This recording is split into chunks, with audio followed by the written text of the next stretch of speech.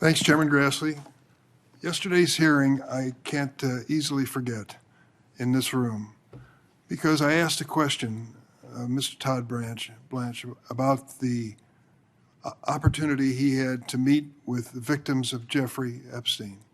I asked him the same question the night before in my office, and he said, "Oh, I'll meet with anybody to talk about this." So I thought it was an easy question. Will you meet with those who are here today? There were 10 or 12 survivors of Jeffrey Epstein. And he said no. He wouldn't meet with them.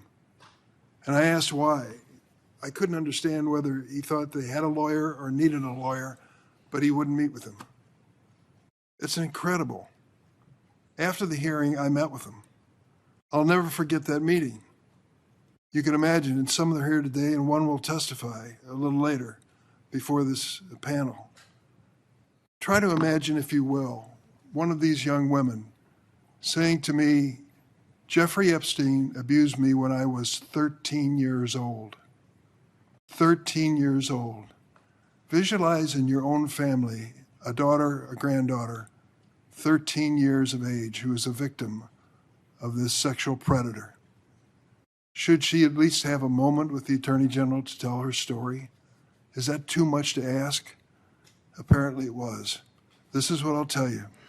I don't believe a single member of the United States Senate would vote for this nominee after meeting with these survivors. To think that he turned down the opportunity to even meet with them. He went on to say, well, President Trump signed this law which required us to disclose the Epstein file. The law was necessary because he wouldn't voluntarily disclose them. Yes, President Trump signed the law after it was discharged in the House of Representatives because we had one new person who won a special election.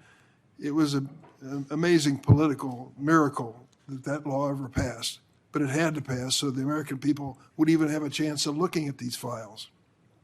And now these women and many more are willing to come forward and say, don't stop with prosecuting two people, Jeffrey Epstein and Ghislaine Maxwell. There are more people you should consider. And yet the man who would be Attorney General of the United States said he wouldn't meet with him, wouldn't listen to him. That isn't right. That is just plain wrong as far as I'm concerned. And secondly, let me tell you what. I guess I was born in a different era from this president and people around him. But I kind of understood going into public life that if you wanted to get rich, this was the wrong job. You're supposed to take this job to serve the public, make enough money to get by, but not get rich. How did the president do in the first year of his second term?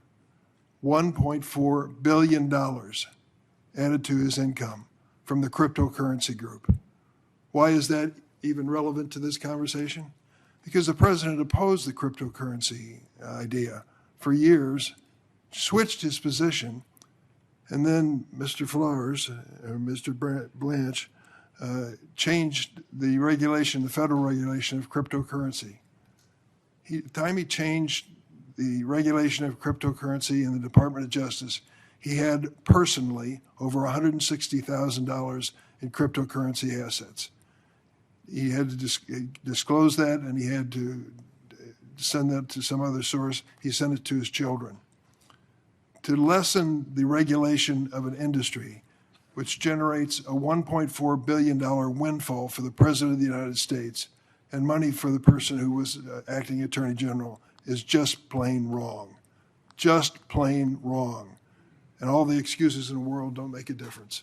And I'll tell you, that one document that he signed, imagine, if you will, if you've ever heard of this, the president, his family, and his businesses, because of the document signed by Todd Blanche, because of that, have no liability for any tax crimes they ever committed before the date of that document.